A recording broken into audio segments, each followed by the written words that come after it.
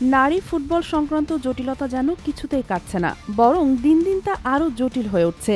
এতদিন নারী ফুটবলারদের অপেশাদার আচরণের অভিযোগ ছিল, এবার নিজেই বিতর্কের কেন্দ্রবিন্দুতে কোচ পিটার বাটলার।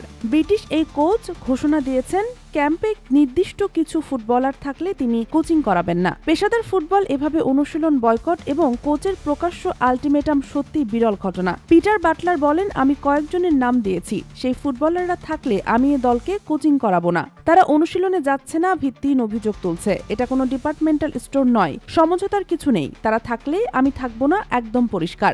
গত মঙ্গলবার বাংলাদেশ ফুটবল ফেডারেশন বা বাফুফের তদন্ত কমিটির সামনে হাজির হয়েছিলেন পিটার বাটলার। পরে গণমাধ্যমের সঙ্গে আলাপে তিনি জানান, দলের ভিতরে শৃঙ্খলা ফিরিয়ে আনতে হলে কিছু ফুটবলারকে ক্যাম্প ছাড়তেই হবে। এমন পরিস্থিতিতে প্রশ্ন উঠছে, কোচ কি একক সিদ্ধান্ত নিতে পারেন? দলের শৃঙ্খলা বজায় রাখার দায়িত্ব তার, কিন্তু খেলোয়াড় বাছাইয়ের ক্ষেত্রে কি তিনি এতটাই ক্ষমতাবান?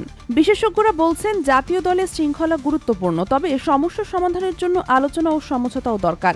নারী ফুটবলে এমন অস্থিরতা চলতে থাকলে দীর্ঘমেয়াদে এর প্রভাব পড়বে পারফরমেন্সে। বাংলাদেশ নারী ফুটবল দল দুবার সাফ চ্যাম্পিয়ন হয়েছে, কিন্তু এখনও বিদেশি লিগে তাদের সুযোগ সীমিত। পিটার বাটলারের দাবি, শৃঙ্খলার অভাবই এর কারণ। এদিকে বাফুফে গঠিত তদন্ত কমিটি নারী দল সংশ্লিষ্টদের সঙ্গে কথা বলে আজই প্রতিবেদন জমা দেবে সভাপতি তাবিথ এম আওয়ালের কাছে। শেখ মাসুমা, ডেইলি আওয়ার, বাংলাদেশ।